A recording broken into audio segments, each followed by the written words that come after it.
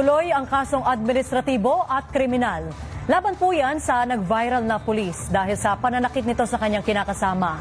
Ito ang pinagdiinan ng NAPOLCOM kahit patawarin pa ng biktima ang naturang pulis. Ayon kay Kalinisan, ang naturang pulis ay hindi kumakatawan sa lahat ng tauhan ng Philippine National Police. Humingi naman ng tawad. Ito po ay magdumtularan.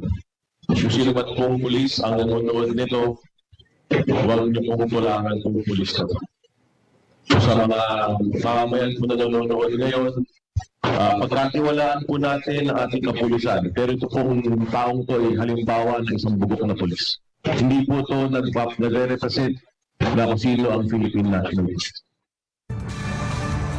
Humingi naman ng tawad ang naturang pulis at sinabing walang justification ang kanyang pananakit sa isang babae.